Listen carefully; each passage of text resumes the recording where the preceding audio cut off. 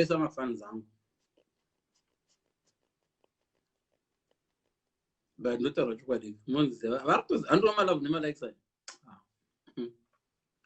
ungati maybe shamwari yangu ndamutipa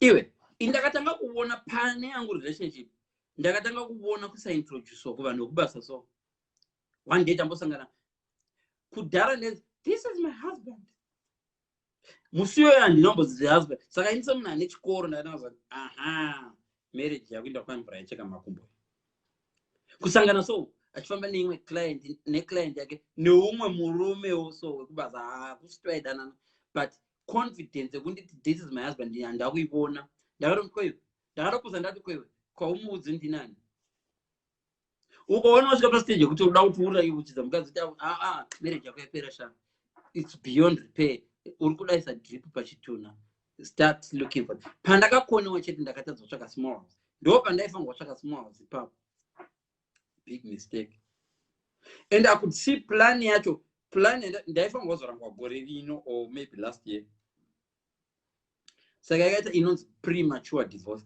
yokuti iye maplan ake ndakamubata achiri kutongotanga because ndine knowledge yandiri kukupa iyi kuti knowledge itorei iyi knowledge vazhinji venyu right now marriage yenzi akafa mukadzi ari kubhenka mari adova nestand nerimwe zita kumba uko yekwabamunini vake soro pangu mukadzi atova neimwe stand kumba iyi mari ukaona marriage kwakunzi imari yangu imari yavo mari yekwedu warangwa musoro bangu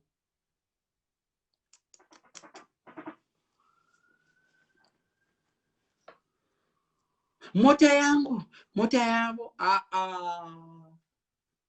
oh no ndo inonzi independent ini my wife is free. She's not free.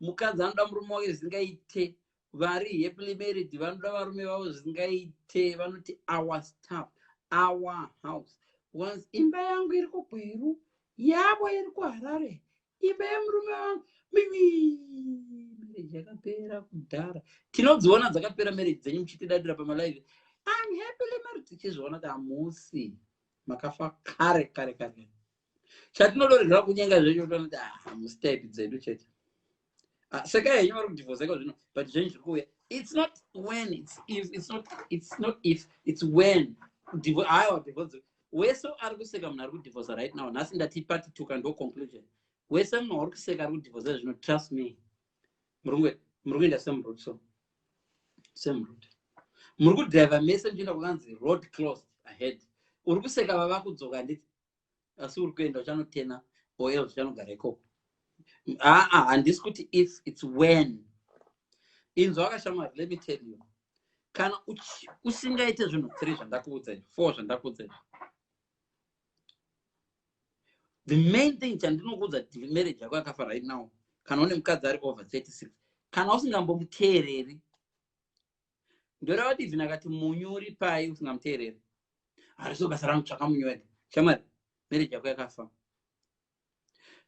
kana usingateereri munhu wako ari 36 and above right now mukadzi wake wafunga wakabvisira fumeya wakamunza kuuk wakamusharisana 7 kana usingamuteereri right now hazvina basa rinomukwira shamwari isi taikwira shamwari taizwa vakadzi zvitongwe nebonde zvinhu zvezvo akanaka anotozofunga bonde arecover kuma 48 unozati achazotomisa ivanoti murume uya murume ainaka at 45 iye akakoramba 39 years old vanozotanga kuzofunga bonde arecover midlife crisis yadarika topasei but chirume chaigona bonde acho zvimwe ndezvino baba mapositive anotanga kuzouya kuma 43 years kuti chandinoda hangu pana ex wangu angasingateerere zvake vanenge vazoona kuti aizvi kumunga kuya hadziko ipwa dzakadyiwa hanezoro takati isusu tiri kudya ipwa kune dzimwe dzakawira pasi then iko zvino chava chirimwe ipwa dzazodyiwa dzese vozouya vakadzonoona kuti hazvishuwa kumunga kunapwa hakuchinapwa ndo vanozotanga kufunga nezvakuti murume uya asi aindi taimbotoenda kumaholiday nevana vangu ivavava murume uya haufunge zvenyu vana vangu respect your marriage ndo paunenge uchivachikuadvisa vana vangu Marriage is like this. Imwana msoro bangu wasikana wachiruma 34. I've got the width, I've got the hips, I've got the Vunza muna ruma stay 41 and no, my hips manango. My hips hana zvanobetsera mwanangu. Ma 2000 makatera. My hips anobetsera kuona right now but havake musha. Tarisa nhamba yevanhu vane mahips vasina varume ndopachazoona kuti fidza nyepi. Iwe kana chitaura zvemahips tarisa vanhu vari single vazhinji mahips kuti akanaka. Magaro chacho haungaitira ni garo nomunhu ari single yo. Mirambobvisa masoksi ndakunzwa kutsva eating andaisa mwana. Hauna garo raungaita rinodarika munhu ari married namunhu ari single sorry. Ndena magaro aigara mumarriage oh shamwari. Enda kusango kunoona zve. Enda pamadating site uone magaro aripo. Garo riso rinogarisa munhu marriage. Vanotokuudza kuma 43 years. Iwe kune vanhu vane 48 years right now. Vari kudongotsvaka any munhu anongoriwo zvake mari vanadzo zvese dzimba vanadzo. Arongotsvaka munhu ungomupa mwana chete yake ozvirerera mwana wake. Right now. Ukandi inbox andokuudza munhu kuenda right now. I've got it. Vanotondiudza fits. Titsvakirewo munhu zvakanoda kungoita mwana varipo.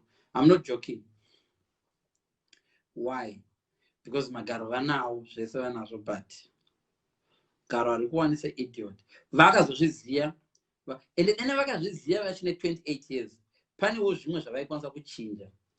Handisi kuti varume tisiri wrong but kune pamwe pavanotikanganisa vakadzi between the age of 30 to 35 vachine mahips avo nemagaro vakadai so vachaka vachimisiwa almost every day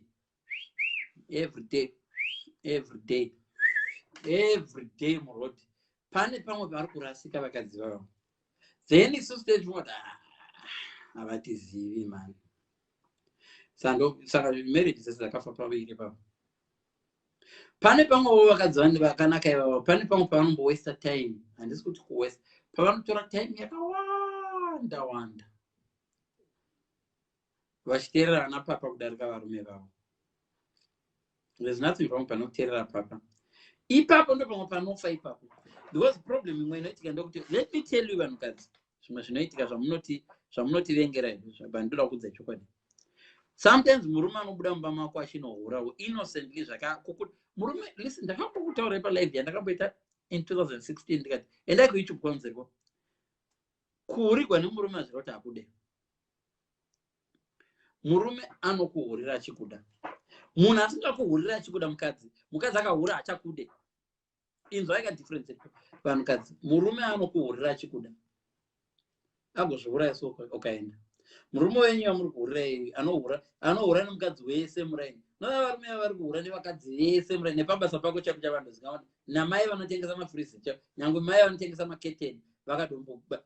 Munhu anodhiliva mukaka chaicho post woman chaicho akadombokugwa nomurume wako. Raini rese rigozviziva kuti murume asange achikuda. But mukadzi wako yasati akuhurira musi wanongomwiwa zamu chete. Amumwa zamu yelove ndokwayadiwa. Inzwa vakadzi vaiti zvekuti ndamwiwa by mistake. Anenge achikunyemera kana vakadzi vanopulana. Mukadzi kana adongopulana kumba kwake nhasi ndokwigwa. Haadzoka asina kukwigwa. Angadokwigwa nendere kana nemota. Mota ingadomukwira kana haiwa zvite. Havanofanira nemuka munonovhima varume munogona kudzoka makangobata maoko muzvimakondomu zvenyu kuita senge zvaonyana zviri mumwe kuonyana chikondomu kuonyana. Mukadzi akabuda chino anokwigwa anodzoka akwigwa. Angatokwigwa mustaff room, angatokwigwa mushawa, angatokwigwa mumba mune client. Mukadzi kana aida kukwigwa atokwigwa. Mukadzi akati ndo nhasi ndoida forget it. Ene mukadzi akatageta munhu wake akati Leon ndichamukwira chete. Vakadzi vanoita zvomunoita ukazo anokuta uyo Leon ndomukwira chete. Shamari Leon anofanira kuita saJosefa. That's what chinoti Josefa ka.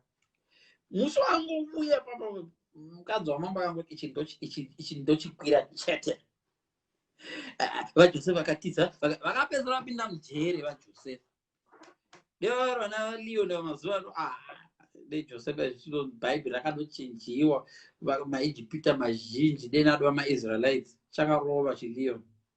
Thank God ndi Joseph mambo mambo mukadzi wamambo mazana mambo vana mambo vari very easy chiteva mambo anokwira ndege kuti akuenda kuafghanistan wodomona patv so mambo wedu ari kuafghanistan madam vokuti iwe vashandi vese vavata Joseph come here come on Joseph ona mbedha wakamborara pambedha wakanaka so mbedha wamambo wakaenza nemba ine ubva ukosvika uko unorora wakadhasha kudai so matiresi akakora kudai so yokuti ukaenda pamusoro muchisingo chanjura so ichikudzosa so David iwe Joseph iwe uyaka nemambo ari kuholiday come on Joseph akati no ende Joseph anga ari handsome ka listen mukadzi wako kana atochiva munhu anokuendesa kujere iwo Joseph iwe anokucredera kuti wamurepa iwe mukadzi kana akudai ukamunyima zviri mubhaibheri so iwe musoro bhangu iwo nokuti wanakigwa nekabronco nekaskadi one you treat women like they're crap and women enjoy it game ratinoita varume rokuti vakadzake crap baiwe vakadzi vanoda do you know why ndakazozvinzwisisa inini because ndakazvoti kubasa kwangu kuvanhu vanonge vatora senge ndiri balance imi mwana muflouya palife pangu so vanhu kubasa kwangu vakatogorera vanozosati pane vanhu vanotomboteerera komunoterera mubalance akati because kubasa enjoy kuva balance iwe ukaita balance vanhu vanokunyeya uripo so unozati mafoni call amwe unoita mukadzi wako ari panozvizati kuti unoende small